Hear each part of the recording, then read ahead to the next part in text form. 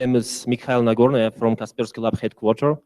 Thank you to all of you for attending this session. And today I have a co-speaker of myself, Roberto Martinez.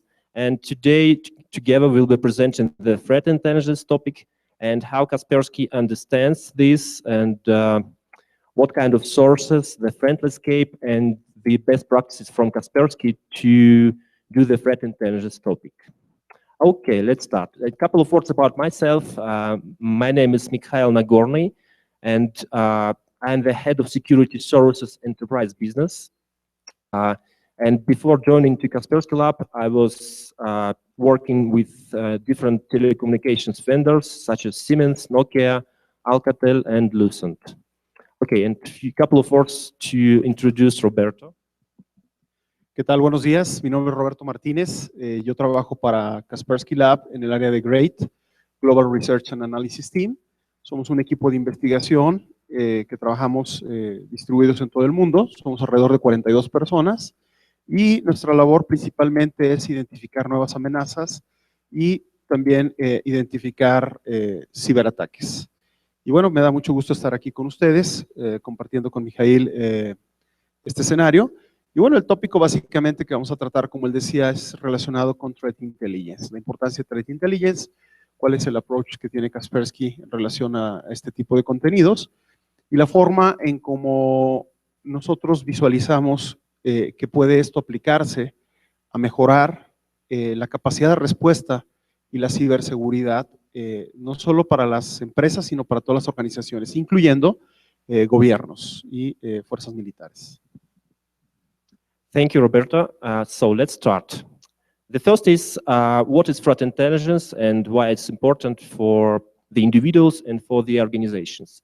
So basically, many different individuals and organizations consider the threat intelligence differently. And you know, I don't have all the meanings of this from different individuals and organizations, but I will provide two of them.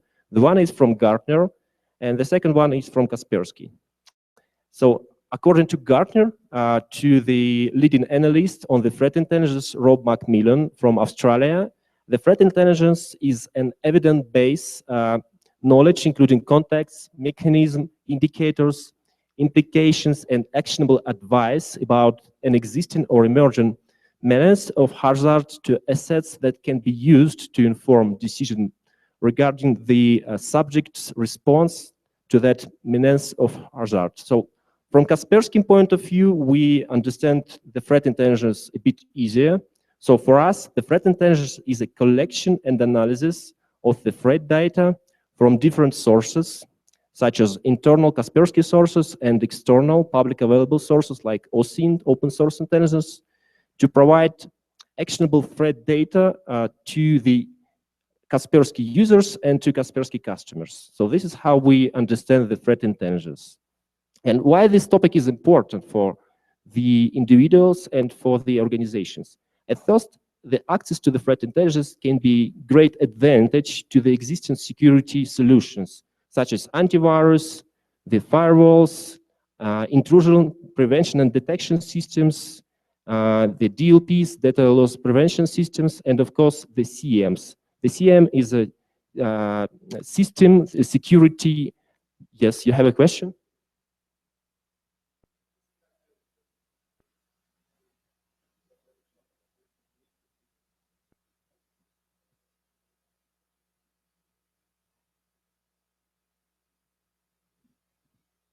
Okay, thank you very much for your feedback. I hope we have enough time if I speak slowly. Yeah, at first, why it's important? Let me to repeat this. So it's important because it creates a really great actionable, the actionable threat data can be a great advantage for the traditional security solutions, such as antivirus, firewalls, intrusion prevention and intrusion detection systems. And of course, the CM as a security incident and event management system. And secondly, the threat intelligence help us, the security people, to prepare against the zero-day vulnerabilities and against the APTs, advanced persistent threats. And the third, the ability to understand the nature and the content of the threat gives the SOC team, Security Operation Center team, the great advantage to react the incident and to mitigate the incident consequences. So this is how we understand the threat intelligence and why it's important for the organizations and for the individuals. What kind of threat intelligence exists? So basically there are four types. The first one is strategic threat intelligence. The strategic threat intelligence, they're important for the decision makers, like the CEO of the organization, the general directors. And this is about to explain the decision maker who can allocate the budget to about the change in the security risk. So for instance, 10 years ago, the antivirus, it was almost enough, the antivirus and firewalls. Now the security risk is changing and the traditional security tools are not enough. And this kind of threat intelligence is to explain the decision makers, the owners of the budget, that the risk was changed and it needs to allocate maybe the more budgets and allocate the other resources. The next topic is operational threat intelligence. So basically, this is for high-level security stuff, and it provides the details of the specific attacks. For instance, if the organization is the bank, the high-level security staff, they need to know what kind of security risk and what kind of attacks exist against the financial institutions and banks to change the strategy of the security.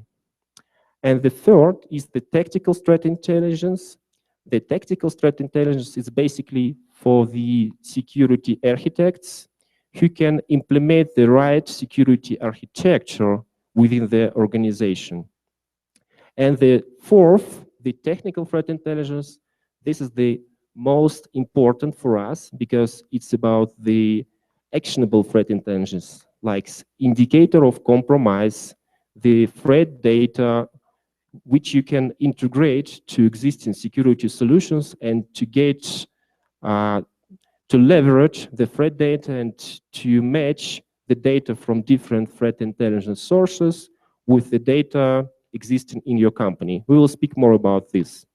Okay, so the next part is the threat landscape, and I'll give the word to Roberto, who's the security expert from Global Research and Analysis team, and he'll speak about the threat landscape applicable for the Latin America region. Muchas gracias. Bueno, la parte interesante aquí es que realmente en el tema de seguridad, el número de amenazas que aparecen todos los días nos está rebasando. Estamos llegando a una etapa en la que es muy difícil manejar o identificar cada una de esas amenazas.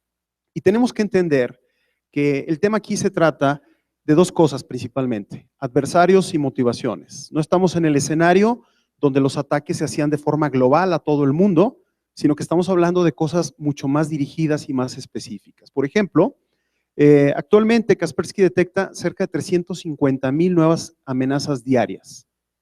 Imaginen la capacidad para poder identificar dentro de una organización todas estas amenazas. Por otro lado, muchas de estas amenazas pueden estar conviviendo, pueden estar viviendo dentro de ambientes o entornos virtualizados. Y lo más importante es, bueno, aquí se habla, por ejemplo, de números en cuanto a pérdidas financieras. Estamos hablando de cerca de 800,000 por empresa, pero realmente el impacto puede ser mayor si nosotros hablamos de información. Si, por ejemplo, el problema es el robo de la información, estas pérdidas pueden ser incluso mucho mayores, porque estamos hablando, si se trata, por ejemplo, de gobiernos, estamos hablando de seguridad nacional. Si se trata de compañías, estamos hablando de competencia o de ventaja competitiva. Entonces, es muy importante entender que el problema no lo podemos visualizar como se visualizaba anteriormente.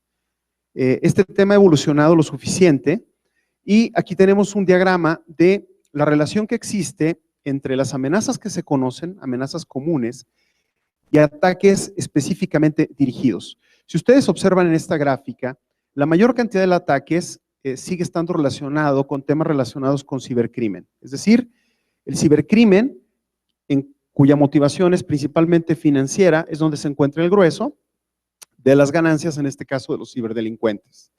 Pero tenemos un porcentaje importante que va creciendo, que es el de las amenazas dirigidas. Y esto se puede entender, por ejemplo, en el contexto de que el día de hoy se puede contratar hackers o desarrolladores de exploits, o se pueden comprar exploits en el mercado gris, en el mercado negro, que permiten a un atacante sin la capacidad tecnológica, pero sí la capacidad financiera, dirigir todo un ataque.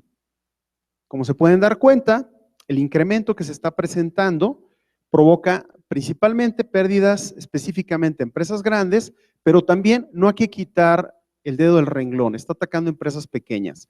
Y el problema aquí es que precisamente en ese nicho de las empresas pequeñas es donde la guardia está más baja. ¿Por qué? Porque se piensa que una empresa pequeña no va a ser blanco de un atacante.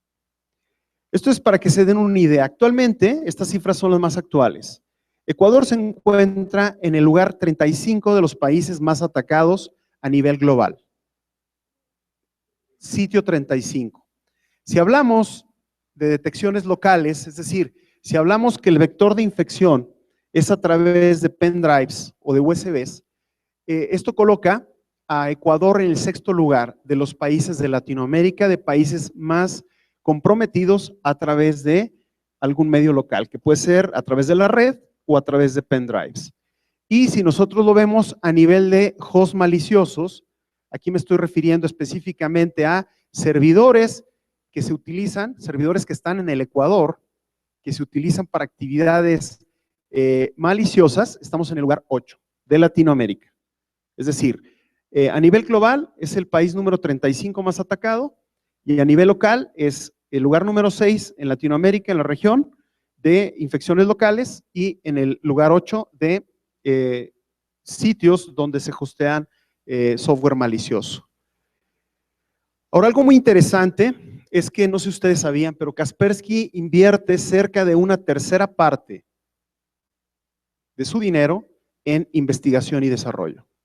Esto es bien importante. Estamos hablando de una tercera parte que se invierte no en mercadotecnia, no en desarrollo como tal, sino en investigación. ¿Esto qué significa? Esto nos ha permitido, si ustedes se fijan, durante el tiempo, hacer la cantidad más grande de descubrimientos de amenazas y ataques específicos o dirigidos. Incluso en 2016 estamos sobrepasando ya la marca de ataques o amenazas dirigidas específicamente contra ciertos países o ciertas organizaciones. Un ejemplo de ello, ustedes lo recordarán, hace algunos años se descubrió Machete, que fue una de las primeras campañas dirigidas que se descubrió en Latinoamérica y que afectó a varios de los países y uno de ellos específicamente Ecuador, uno de los países más afectados junto con Venezuela. Realmente estaba muy diseñado de forma local, la forma como se manejó, el compromiso, los vectores de ataque, que en este caso, como en muchos de los ataques dirigidos, fueron archivos anexos. Imaginen, por ejemplo, gratis y sexo, ¿no? Todo lo que sea gratis y sexo tiene bastante éxito en esto. Algunas de las cosas interesantes que nosotros vimos, por ejemplo, aquí con Machete, fue que se reutilizó código o se utilizó un framework conocido como Social Engineering Toolkit. La gente que es técnica estará familiarizada con ello, Metasploit. Utilizaron partes de código para que los objetivos, independientemente si tenían Linux, si tenían Mac o si tenían Windows, pudieran ser comprometidos. Entonces, como se darán cuenta, el problema no es allá, en otros países más industrializados, en primeras potencias, sino que estamos viendo ya ciberataques en la región, específicamente hablando. Ahora, la pirámide de los ataques nos dice que la base es el cibercrimen regular. ¿Por qué? Porque deja mucha plata. Estamos hablando aquí de ransomware, estamos hablando aquí de robo, por ejemplo, de información de tarjetas de crédito robo de información financiera, cajeros automáticos. En un segundo nivel tenemos casos de ciberespionaje y en este caso pueden estar empresas involucradas, pero en la punta de la pirámide vemos ataques dirigidos en donde pudiera haber estados o países involucrados. Por esa razón es que menciono que esto es un asunto ya no solamente de empresas o no solamente ciberdelincuentes, estamos hablando ya de asuntos y temas de seguridad nacional. Es por eso que la inteligencia de amenazas es tan importante. En un principio comentábamos que las amenazas han ido creciendo en volumen. Es muy difícil para una organización simplemente colocar una herramienta que esté monitoreando y esperar que nos dé una alerta para saber que algo mal está sucediendo. Se necesita tener una estrategia, se necesita tener un equipo capacitado y se necesita tener las herramientas adecuadas. De otra manera, nos estaremos viendo rebasados por el problema. ¿Sí? Ahora, algo muy importante es que tenemos que conocer al adversario. Por ejemplo, si ustedes revisan las estadísticas, la mayoría de los ataques son exitosos porque utilizan ingeniería social. El ser humano sigue siendo la parte más débil de la cadena y por lo tanto, en muchos de los casos, es mucho más fácil que alguien abra un anexo de correo electrónico a que se contrate un hacker con conocimientos muy avanzados que intente penetrar un firewall, que intente evadir IDS, que intente hacer una serie de cosas que en un momento dado podría resultar más costoso. Algo muy importante, los delincuentes o ciberdelincuentes o los adversarios, dependiendo del caso, utilizan inteligencia. ¿Qué significa? Hemos descubierto que en muchos de los casos, antes de lanzar un ataque como tal, generan una fase de inteligencia en donde averiguan, por ejemplo, qué antivirus está usando su target. Verifican qué sistemas de monitoreo y detección se están utilizando. Esto les permite a ellos diseñar un ataque mucho más preciso.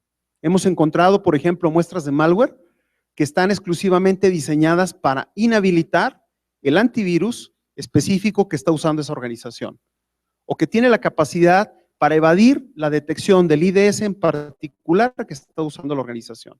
Entonces, ellos están usando inteligencia. Ellos la están aplicando antes de sus ataques. Y el ciberarsenal, muchos de estas herramientas que utilizan ni siquiera son tan sofisticadas o desarrolladas por ellos. Hemos encontrado que la mayoría están utilizando herramientas que son open source, que están disponibles para que cualquiera las descargue, de seguridad ofensiva. Y no solo eso, están utilizando también herramientas del propio sistema operativo. Estoy hablando de PowerShell, estoy hablando de WMI. Es decir, están aprovechando los propios sistemas del target para lanzar estos ataques. Es por esa razón que es importante y por eso se habla tanto de inteligencia de amenazas. Y hay que entenderlo, la inteligencia no es solo tener información.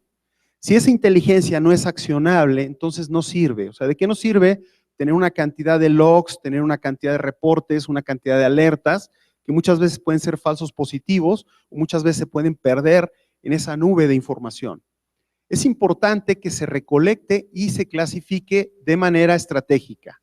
Se tiene que tener información, por ejemplo, de los actores, hace rato Mikhail lo mencionaba, es decir, hay diferentes etapas o diferentes tipos de información. Se tiene que conocer un patrón de ataque. Si ustedes conocen al adversario y saben qué técnicas utiliza, pueden desarrollar una estrategia para estar mejor preparados. La geografía es importante. Si yo analizo que cierta organización está siendo atacada, por ejemplo, de la industria de la energía, hablemos de petróleo, hablemos de la energía eléctrica, y su geografía es cercana a donde nosotros nos encontramos, lo más probable es que nosotros también podemos ser objetivo de ese ataque. Lo mismo pasa en el área financiera y lo mismo pasa en cualquier otra área en relación a un ataque dirigido. Las líneas de tiempo también son importantes. Es decir, un ataque dirigido puede estar vigente durante un par de años incluso, sin que éste sea detectado. El tiempo promedio para la detección de un ataque dirigido, el menor, ha sido de 6 meses. Imaginen ustedes lo que un atacante puede hacer en 6 meses dentro de la red de una organización. Toda la información que puede extraer, todo lo que puede lograr en ese periodo de tiempo. Entonces, algo estamos haciendo mal. Nos está haciendo falta la inteligencia para poder identificar ese tipo de ataques. Y ahora entendamos esto. Desafortunadamente, el enfoque que hemos tenido siempre es de contener, de evitar. Y la pregunta es, ¿estamos preparados en caso de que ese incidente se presente? ¿Qué va a suceder si el ataque se concretó? No estamos preparados para eso. Estamos preparados para evitarlo. Entonces es muy importante estar en línea o en consonancia con cada una de las etapas de un ataque.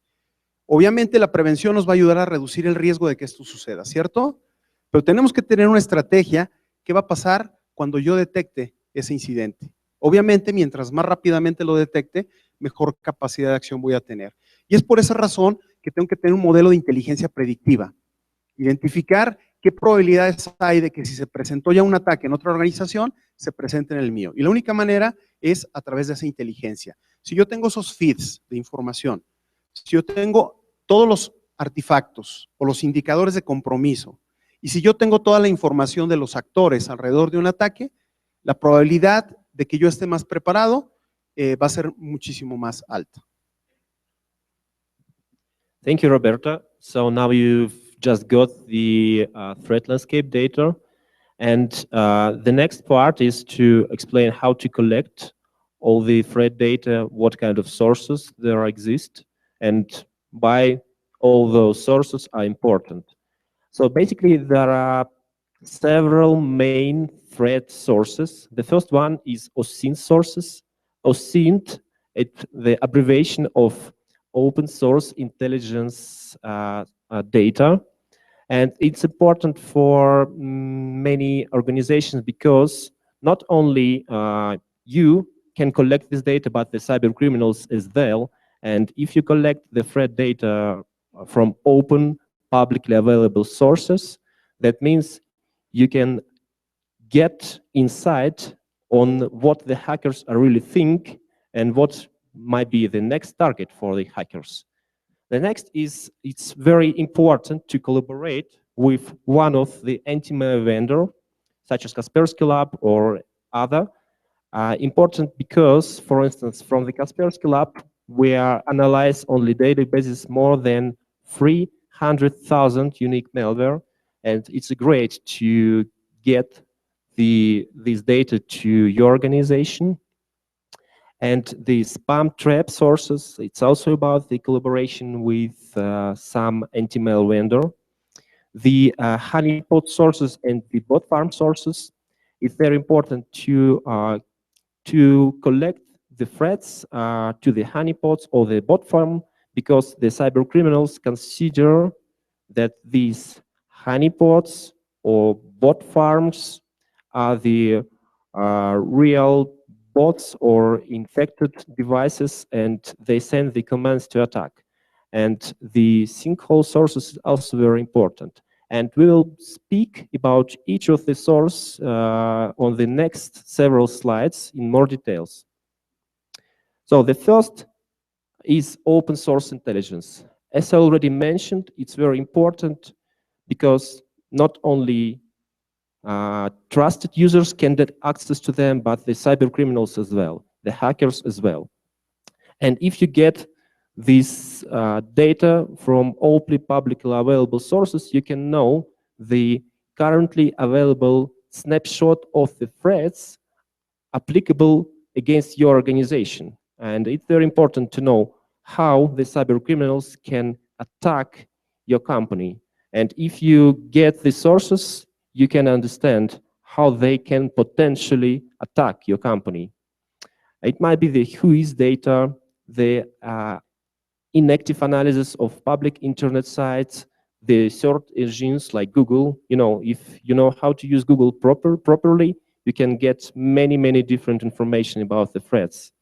Then DNS requests, some historical data about the DNS requests, the resources to get the available threat data against many companies like Shodan and Sky.io. For instance, you can get access to this source and understand that if you are from bank, for instance, that some of your ATMs are available from the internet. But you as a security officer, maybe you don't know about this, but this source knows, the Shodan. And for instance, that some important people in your organizations the information about them are leaked to the internet and many different information. And the media is very important public source because something can be published in the media about your company, about some threats, and you can catch this information. And the internet forms some communities, especially the dark communities belonging to the cyber criminals. It's very important to analyze all these communities. So this is OSINT, a very important source, by the way, and maybe the most of the popular sources. And the next source is anti-malware vendor collaboration. If you collaborate with the anti-malware vendor, you can get an insight about the threats from some vendor. For instance, the reputation of the IP addresses, the domain and URL reputation, the information about the phishing, maybe even applicable for your company if you have the available in the internet, the web pages for the online users. It can be a phishing page against your company. The botnet command and control servers feeds, they're important because you can, if you know the addresses of the botnet servers, you can match these addresses against your logs in your company, against the proxy logs, the network gateway logs. The file reputation is very important. So you can compare the file hashes, both the whitelisting black and black files. You can compare with this information from the feed and with your file servers and get informed that some of the files in your infrastructure are malicious, and many other sources. The honeypot and the bot farm sources. The main idea is of the honeypot and the bot farm for the anti-malware vendors such as Kaspersky to collect the threats from the criminals. How it works. This is a picture at the example of how we collected at Kaspersky. In the middle part, this is our honeypotting environment. It's called bot farm, and we have the metadata on the 99% of the existing bots, banking trojans like Zeus, SpyEye, Carberp, and others. And the botnets belonging to cybercriminals, the left part, they send the attacking commands to the bots, and they consider that our bot farm are real bots, and they send the commands to attack the users. It might be DDoS attacks, to send the spam bots, attacks to collect the credentials from the online users. And we collect all this data from the cyber criminals, and we can track, we can make filters for the particular target of the attacks, for instance, particular organization. And this is how we collect the sources in honeypots and the bot farm. The next is very important for the organizations are the internal logs. So the security officer can collect the different devices. Very important to collect the logs from perimeter devices, like the proxy, the network gateways, firewall, IPS, IDS, DLPs, and last but not least, it's also very important to collect the logs from the domain controller and, of course, from the endpoint. And all this information can be collected at the CM. CM is a security, incident, and event management system. And the system can collect all the logs and correlate the logs with the different feeds, like the OSINT feeds, the anti-malware vendor feeds, and others. And in case of matching the data from the logs with the data in the feeds, the admin of the SIEM solution can be alerted. So this is the basic idea how to use the threat intelligence from the different sources. And now a couple of words about the different kind of machine-readable threat intelligence. According to Gartner, the machine-readable threat intelligence is a capability that allows CM and other security controls to make operational security decision based on information about the prevailing threat landscape. The security leaders should understand how machine-readable threat intelligence operates and how it can be used to mitigate threats. So, and the advice from Kaspersky is to have one of the top CM solutions and use as many threat intelligence sources as you can. Collaborate with anti-malware vendors. Use different OSINT sources. Collect as many internal logs as possible. And in this case, you can be proactively ready for the threats and proactively ready for the threat mitigation. So what kind of MRTI exist? The threat intelligence data feeds, the indicator of compromise, the YARA rules, threat intelligence reporting, some early warnings, alerts, and notification, the feeds about the vulnerabilities, and ours. And over the next 5 minutes, I will speak about each of the MRTI type of threat intelligence. So the first is the threat intelligence data feeds. So basically, there are many different threat data feeds. The first is IP reputation. It's the most popular one. The feeds gives you the information about the reputation of the particular IP address with some score. And according to your strategy, the security strategy in your company, based on the number of the score, you can block some the communication with some external IP addresses, open the incident, or take some other actions. The URL and the domain reputation feeds, this is the reputation of the particular URLs or particular domains. The malware hashes, this is about the file reputation. So in every company, you have a huge file exchange. And it's a good idea to check the file to some databases with some feeds of the reputation. It can be done using the hashes of the feeds. Then the phishing. The phishing, basically, it's also URL. Kaspersky and other threat intelligence providers delivers the URL of the phishing sites. And then the botnet, so they're important because you can easily track that there is a communication between your endpoint device and some botnet server from this database. Whitelisting hashes. It's important to check not just the black file hashes, but the white hashes as well, to make sure that this is particular file belonging to this hash is not a malicious, but it's white. And the vulnerability feeds, it's about the list of the vulnerability, and you can make sure that this vulnerability is closed in your company. And the most important formats for the feeds are JSON, sticks, and OpenIUC. JSON means JavaScript-oriented format.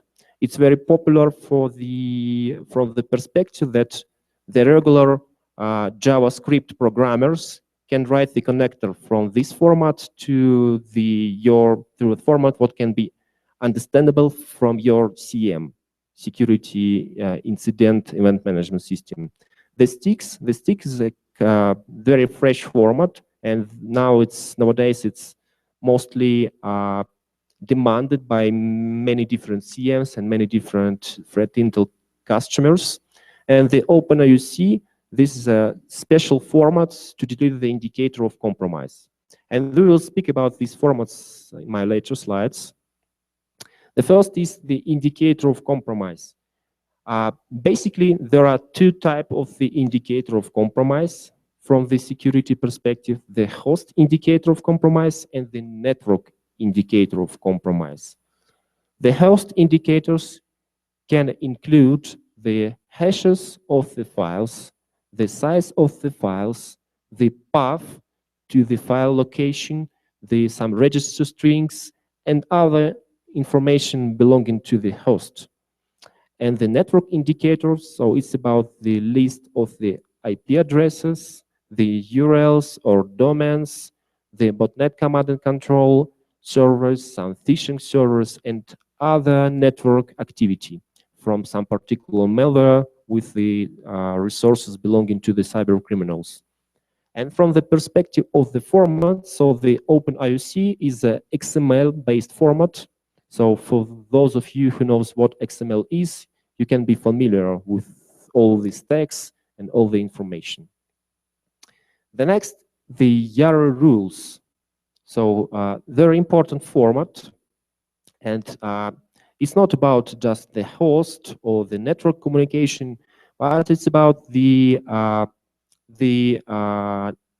content of the particular file. So it might be the different strings, the hex strings which are using to define some raw bytes of some segment of the file, might be the text strings to understand that this file might be malicious, some regular expressions, and some other data.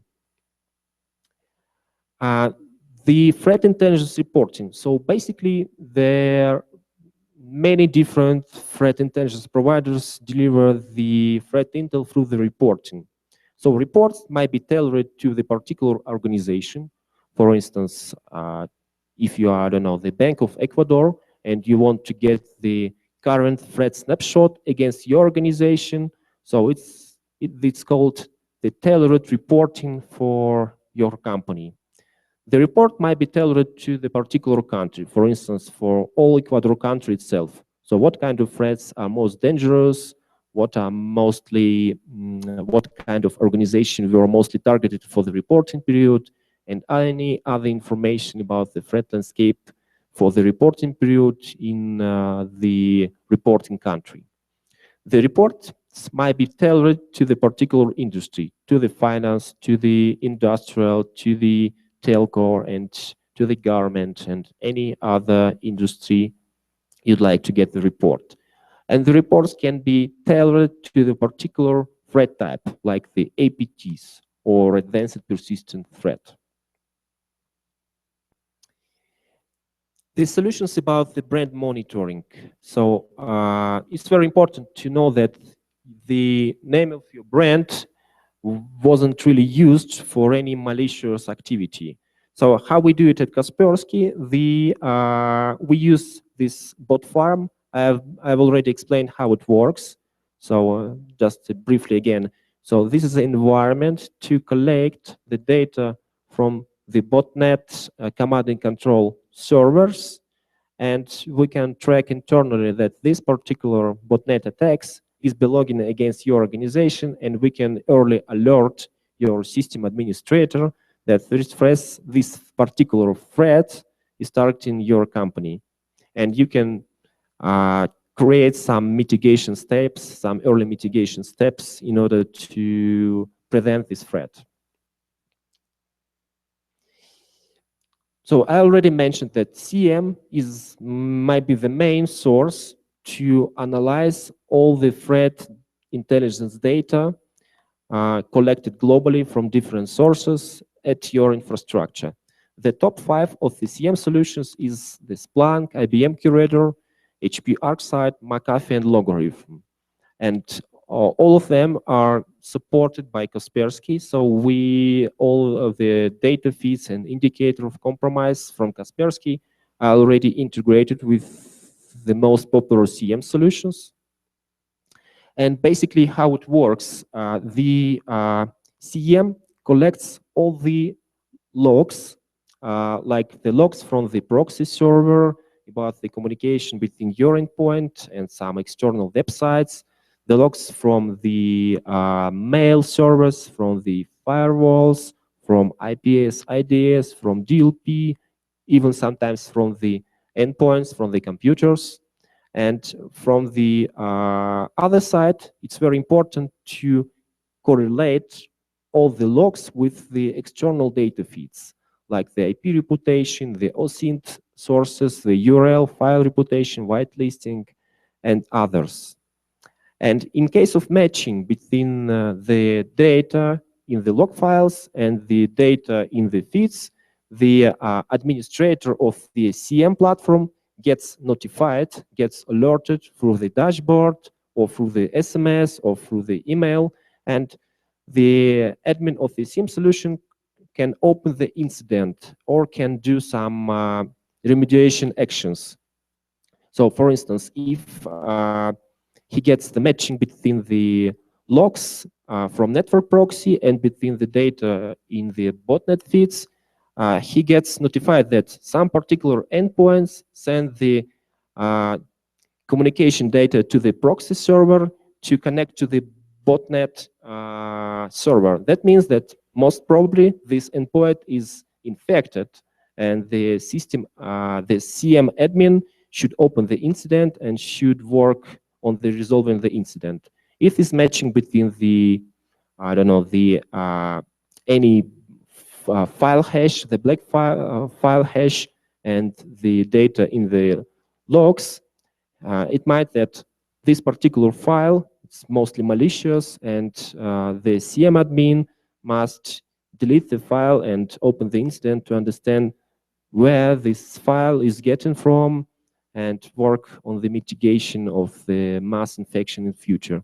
And quite similar steps for other feeds. A couple of words about the best practices, how we collect the logs, how we collect the threat intelligence data at Kaspersky. So basically, we have the KSN, the KSN Kaspersky Security Network. So basically, this is a cloud solution, and we have 100 million users, more than 100 million users, who send the statistical data from the antiviruses or the anti-malware products of Kaspersky to this cloud to get the cloud verdict.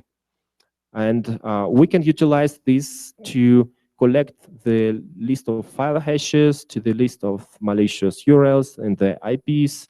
And this is a very great source for Kaspersky and really unique. And of course, we use other sources like the web crawler, bot farm, the spam traps, some different sensors, the APT research team. By the way, one of the APT research team members is on the left hand of me, so it's really great source of threat intel. And we collaborate with the partners. And all this data can be combined and merged together in the form of the feeds, the indicator of compromise, or reports, and delivered to our customers, to our external customers, and to our internal customers like other security departments. So for instance, from the data feeds perspective, we have several of them. We have the IP reputation feed, we have the URL and domains feeds, like malicious URLs, phishing, and botnets. We have different file hashes, feeds, malware hashes, and mobile malware hashes applicable for Android platforms, and some specific telco feeds. And all the feeds can be integrated to the CM solution, as already mentioned, and the CM admin can leverage this information for their particular security scenarios. In terms of security reporting, we have the reporting on the APTs. So basically, this is not just the reports are in PDF, but the reports includes the actionable intelligence, includes the indicator of compromise. So, for instance, last year, we reported about more than 40 different APTs or targeted attacks, including the description of APTs, the indicator of compromise for each APT, and the YARA rule for each APT. And why it's important for our customers? Because we provide this data to them proactively before the official announce, and not all the APTs are, not all of the APTs were made public. So maybe just 20% we make public, and the rest are only for our private users. And the tailored or customer-specific, customer or country-specific reports, we analyze all kinds of sources, the OSINT sources, open sources, and our internal sources to provide our customers the current threat snapshot for the reporting period on the exact customer or the exact country. And the financial threat and telco threat reporting, so this is reports on the threats for the particular industry. So in first case, on the finance industry, applicable for the banks, and the second case for the telcos. So this I've explained already 2 times, so I don't want to spend time on that. And the threat lookup service is basically maybe some of you have used VirusTotal from Google. So it's a kind of Kaspersky answers to Google in this area. So our customers can do the lookup on the MD5, SHA1, 256, the URL or domain, the IP address, the threat name, and even take some malware sample and put in our cloud sandbox environment to get the sandbox report. And what is important that this system gets the access, not just the real data, but even the historical data. Right now, the solution operates in the pilot mode, but from the September of this year, it will be available for our commercial users.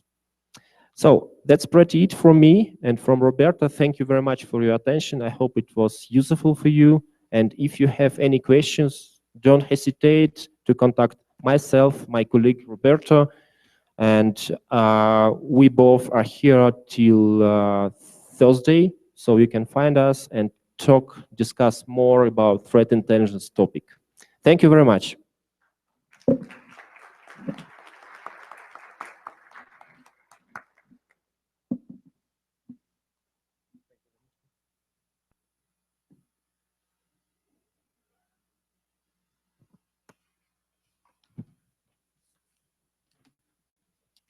Agradecemos la intervención del ingeniero Nagorny de Kaspersky.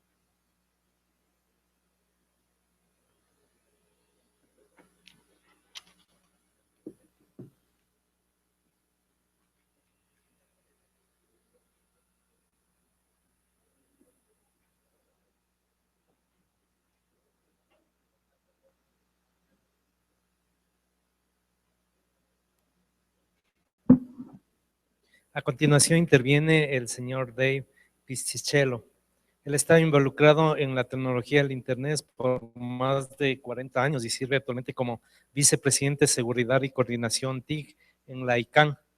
Colabora regularmente con la seguridad de información, las operaciones, en una amplia gama de problemas de seguridad relacionados con el sistema de nombres de dominio y los procesos de registro de nombres de dominio, incluyendo phishing, spam, ataques de DDoS, secuestros de dominio, abusos de registro, entre otros. Él ha escrito libros sobre protocolos de Internet, acceso remoto y voz sobre Internet, protocolo de security. Publica artículos regularmente sobre la seguridad de Internet, anti-phishing, malware y políticas de Internet y la privacidad. Gracias.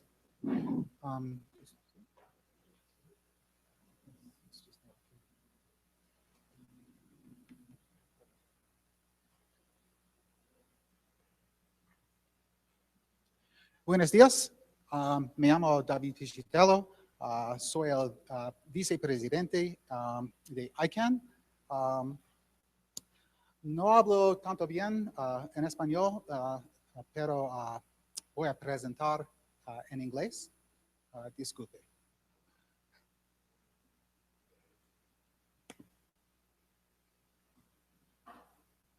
Is there something that I need to do to project it?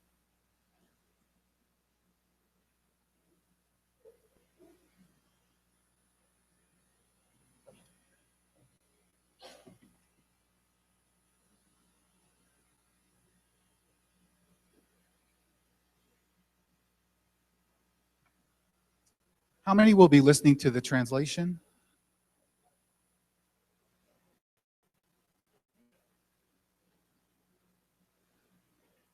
One?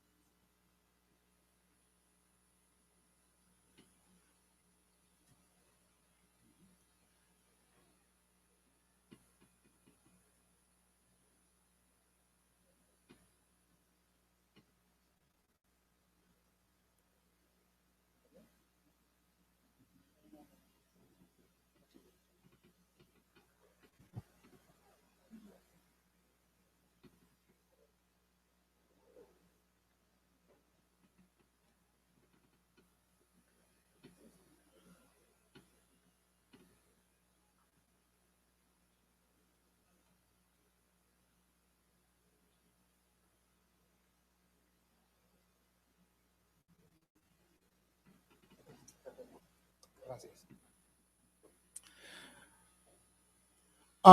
What I'd like to do this morning is begin by setting just a little bit of terminology about the domain name system, so we all have a common understanding of the domain name system that are targets for attack.